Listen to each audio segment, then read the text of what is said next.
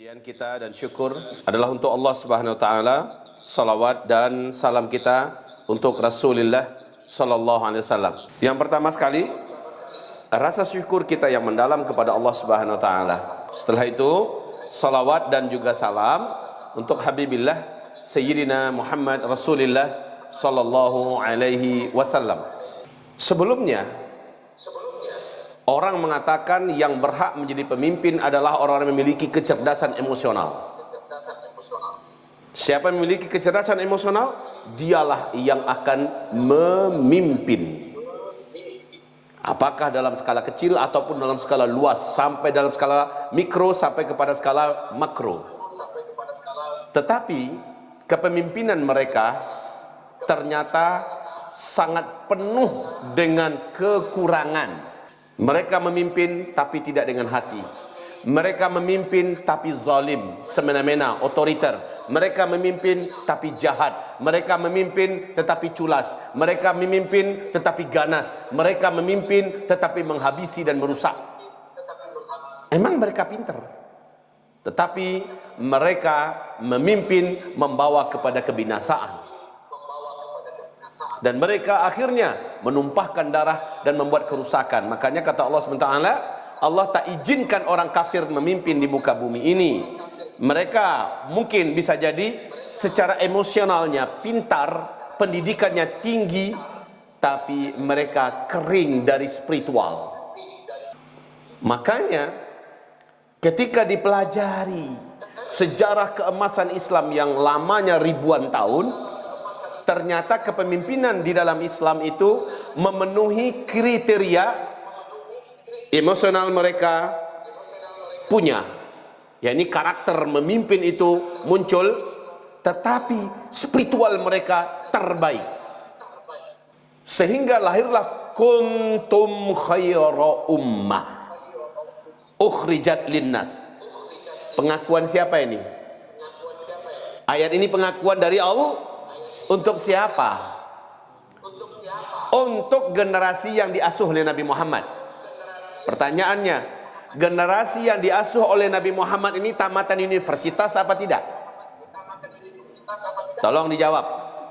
Para sahabat-sahabat Nabi ini tamatan perguruan tinggi dari Persia, tamatan universitas dari Romawi apa tidak? Tidak, bahkan banyak dari mereka tak pandai tulis baca. Tapi Persia dan Romawi hanya dalam 23 tahun saja ditaklukkan oleh generasi khairu ummah ini. Ribuan tahun Eropa, Amerika dan dunia, 2/3 belahan dunia ini mengakui bahwa kiblat peradaban, kiblat kemajuan, sains dan segalanya muncul dari peradaban Islam. Kenapa mereka memimpin dengan emosional, spiritual quotient, disebut dengan EST, ya. Ali bin Abi Thalib radhiyallahu anhu berpesan. Apa kata Ali bin Abi Thalib? Al-haqqu bila nizamin yaghlibuhul batilu bin nizam. Dalam surah Al-Baqarah Allah mengatakan al-haqqu min rabbik. Al-haq itu cuma sumbernya yang datang dari Allah, itu al-haq. Kebenaran Islam ini yang datang dari Allah paling tinggi, tapi kalau tidak dengan nizam, dia bisa dikalahkan oleh al-batil bin nizam, oleh kebatilan yang pakai nizam. Walaupun benar, Islam ini benar. Al-Islamu ya'lu wa la yu'la alaih. Kita hafal itu. Islam ini paling tinggi, tidak ada yang lebih tinggi dari Islam. Kita hafal itu. Tapi kenapa pada hari ini? Kenapa pada hari ini Islam tidak seperti yang dibunyikan? Islam paling unggul. Dalam hadisnya begitu. Dalam Al-Quran, wa antumul a'launa in kuntum ta'lamun. Kamu itu yang paling tinggi kalau kamu tahu. Tapi kenapa kita kalah? Coba jawab, hari ini Islam kalah apa tidak? Yang kalah Islam atau kaum muslimin? Yang kalah Islam atau kaum muslimin? Islam tidak pernah kalah. Abad 20 diadu tanding seluruh sistem yang ada sedunia dari berbagai negara dikirim ke Paris, Prancis ya, dikirim ke sana. 3 kali pertandingan terjadi dalam 1 abad. Selalu Islam tampil sebagai pemenang. Islamnya nggak pernah kalah. Tapi kenapa kaum musliminnya hari ini kalah?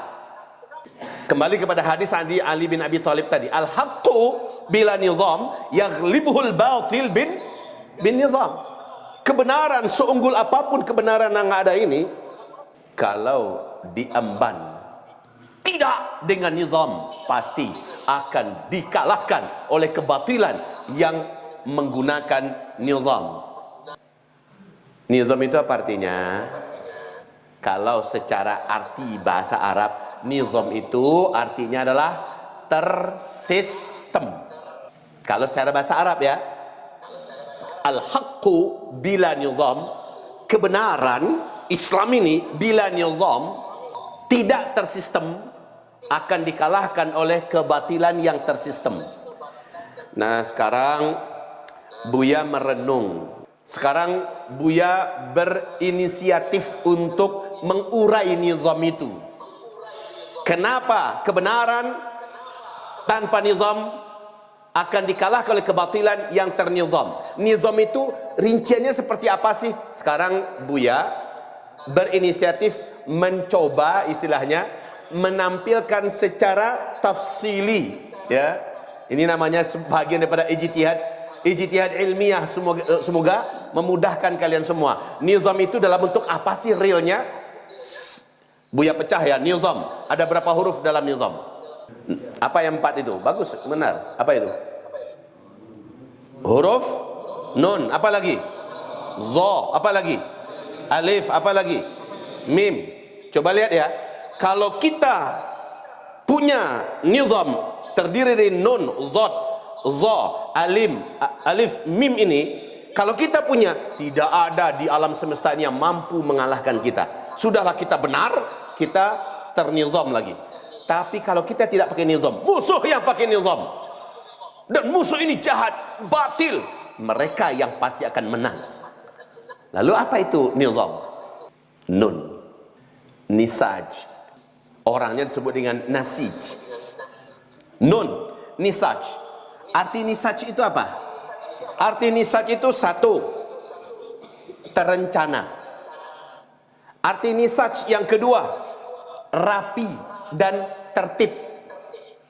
Arti nisaj yang ketiga, bergengsi, bergaya, elegan. Ya. Jadi kalian sebagai muslim mesti memiliki karakter nasij ini. Apa itu nasij? Yaitu orangnya apapun yang akan dia buat rencananya dulu. Dia buat planningnya dulu. Habis itu apa lagi? Rapi dan tertib, nggak main loncat, teringat sini langsung jalankan, teringat itu langsung loncat, nggak kayak gitu, tertata, terencana. Ini orangnya ya, dari nun dulu, orangnya terencana, tertata, tertib, tidak main loncat-loncat begitu. Seperti dalam Islam, adab Islam itu umpamanya berwudu, kan ada tertibnya kan, nggak boleh loncat. Nomor 1 niat dulu, habis itu niat rukun-rukun ya, habis itu apa? Basuh muka, habis itu apa? Yang rukun-rukun dulu, basuh tangan, habis itu usap rambut, habis itu cuci kaki. Boleh nggak tertib? Nggak boleh, harus tertib. Jadi kalian kalau sudah merencanakan sesuatu, mesti kalian berpegang erat dengan rencana itu. Rapilah kalian dalam buat rencana, terencana dan tertiblah. Awas ya, kalau kalian tidak terencana dan tidak tertib dengan rencana kalian, sebentar-sebentar mudah berubah oleh orang lain, mudah terpengaruh oleh orang lain, kalian tidak akan pernah menjadi pemenang. Jadi kalian harus orang yang punya rencana. Saya tidak akan menikah sampai saya menjadi seorang hafiz Al-Quran, mutqin dan bersanad, kemudian saya selesai kutubut tis'ah umpamanya, saya baru menikah. Itu namanya sudah terencana. Dan dalam 1 tahun ini saya harus selesaikan kitab Sahih Bukhari dan Muslim. Tahun berikutnya saya harus selesai kitab 4 kitab hadis lainnya. Itu terencana.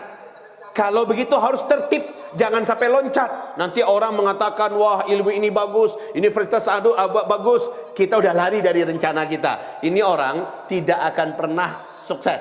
Sebentar loncat sana, sebentar loncat sini. Dia harus disiplin dalam rencananya, tertib. Ya, kemudian arti nisaj yang ketiga, bergengsi. Bergengsi, bergaya, elegan. Itu arti nisaj. Hadza rajul nasij. Laki-laki ini sangat bergengsi. Laki-laki ini sangat bergaya. Laki-laki ini sangat berelegan.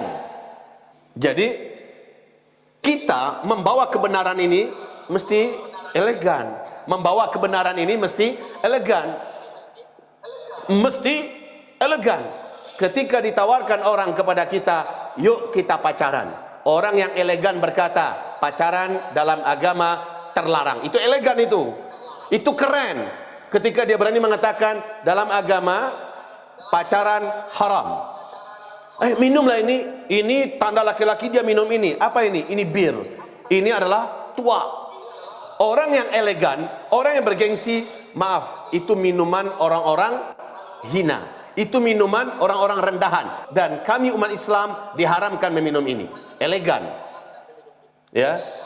Jadi kalau begitu cara kita berpegang dan berprinsip, insya Allah kalian membawa Islam itu namanya harum kemana-mana. Jadi orang ini terencana, rapi dan tertib, bergengsi, bergaya. Ternyata gaya itu adalah dengan mengamalkan Islam. Gaya, itu yang gaya. Diajak berzina, tidak, saya hanya akan menikah. Itu gaya itu. Itu yang bergaya. Ya, saya tidak akan pernah pacaran kecuali hanya dengan istri saya, kecuali hanya dengan suami saya. Itu adalah gaya. Saya tidak akan pernah memecah perawan hati saya kecuali dengan orang yang telah halal dalam akad nikah syar'i. Itu pecah perawan hatinya. Maksud pecah perawan hatinya apa? Takkan saya jatuh hati kecuali kepada orang yang telah menjadi istri saya. Begitu, itu elegan itu. Itu keren. Kemarin cerita kita tentang Nabi Yusuf apa? Nabi Yusuf itu nasij. Orangnya elegan. Dirayu oleh wanita berduit. Dirayu oleh wanita konglomerat penguasa, dirayu oleh wanita yang cuantik dan tidak ada yang melihat. Ternyata Yusuf dengan elegan berkata, la, inni akhafullah, saya takut kepada Allah. Padahal Allah berfirman dalam Al-Quran, apa firman Allah tentang Yusuf? Yusuf mau nggak sebenarnya dengan Siti Zulaikha? Yusuf tertarik nggak dengan Siti Zulaikha? Tertarik, tapi keeleganannya menjadikan dia berani mengatakan tidak. Ini elegan namanya nih, ya. Dan dia sangat menjaga keperawanan keperjakaannya, begitu. Oke, itu nun baru. Yang kedua apa lagi? Za. Za ini Buya tampilkan huruf za, yaitu zahir. Ini seorang Muslim yang akan memimpin dan pasti akan menang kalau dia zahir. Zahir itu bahasa Arabnya artinya apa? Ada yang tahu? Zahir itu? Wahum zahirun. Zahir. Apa arti zahir? Zahir itu artinya satu, muncul. Dua, tampak. Tiga, tampil. Empat, unggul dan menang. Itu arti zahir dalam bahasa Arab. Lah kalau kita mau menang, zahir, kita harus muncul. Habis muncul, tampakkan diri. Saya udah muncul tapi nggak berani nampakkan diri. Menjadi orang biasa nggak bisa kayak gitu. Kita harus seperti Habibie. Ketika dia sadar, dia sudah muncul sih, tapi ternyata dia sudah muncul dan sudah tampak sebagai orang yang berbobot, orang yang memiliki bobot bebet. Ternyata dia masih dikalahkan oleh sepasang Yahudi. Akhirnya dia berprinsip zahir, saya harus kalahkan orang berdua ini. Dan pada akhirnya dia mampu mengalahkan dua orang terbaik dari orang Yahudi, perempuan laki-laki. Habibie menjadi orang terbaik mengalahkan mereka. Zahir dia. Jadi apa arti zahir? Muncul. Yang kedua, tampakkan dirimu. Muncul, tampakkan dirimu. Terus yang ketiga, tampil. Mesti berani tampil. Itu pemimpin. Jangan sampai hanya berlindung di balik ketiak orang tuanya. Menyuruh kawannya, kamulah. Kalau begitu tipe kalian, kalian tidak akan pernah jadi apa-apa. Kalian harus berani tampil. Sekali lagi, orang-orang jahat, mereka memiliki keberanian untuk tampil membawa kejahatannya.